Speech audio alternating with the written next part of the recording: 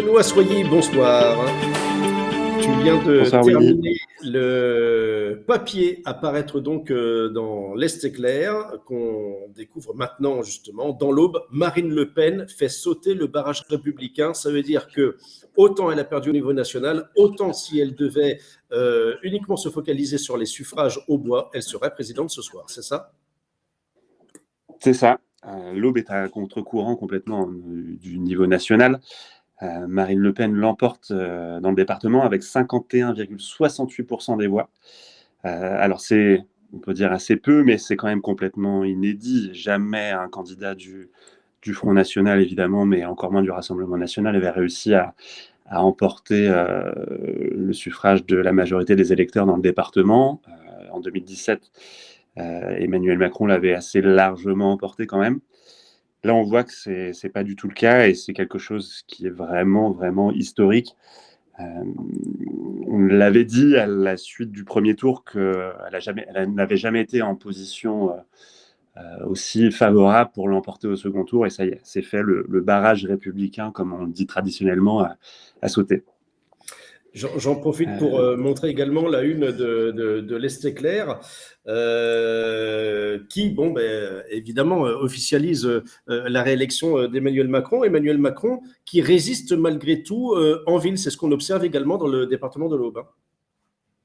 Oui, alors il y a vraiment un clivage et ça n'a jamais été aussi net dans le département de l'Aube entre l'électorat des villes qui s'est mobilisé vraiment en faveur d'Emmanuel Macron. Sur les cantons de l'agglomération troyenne, on est entre 55 et 60% de vote en faveur du président sortant. C'est quelque chose qui est vraiment typique. En revanche, en ruralité, c'est vraiment Marine Le Pen qui domine. On a des scores dans certains villages qui sont vraiment impressionnants.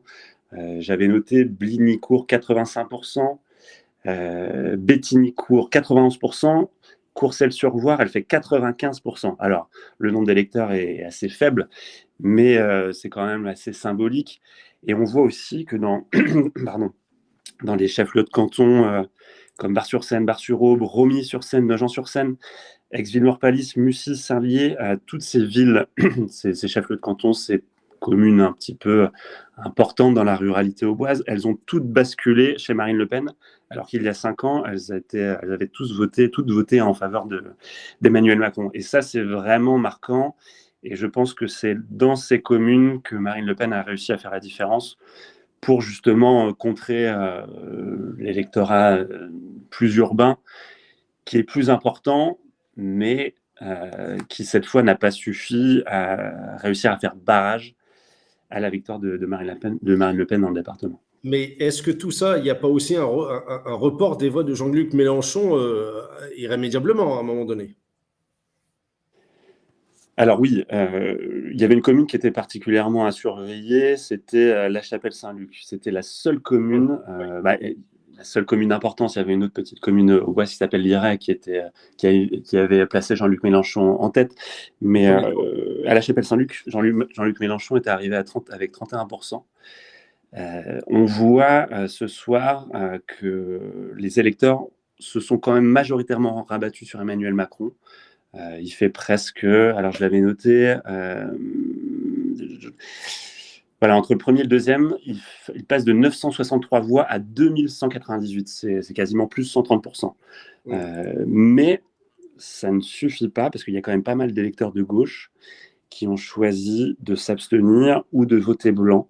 On le voit d'ailleurs énormément au niveau départemental.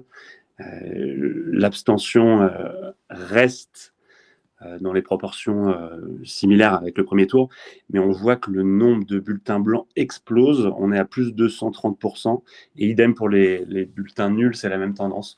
Donc on voit qu'il y a quand même une bonne partie de l'électorat qui n'a pas choisi de voter Emmanuel Macron pour faire barrage, mais qui s'est en revanche abstenu. Très bien. Eh bien, écoute, merci beaucoup pour ces éclairages, Benoît, et plus à lire sur lestéclair.fr. Merci à toi et bonne nuit maintenant. Merci Willy. À plus. Merci. Salut.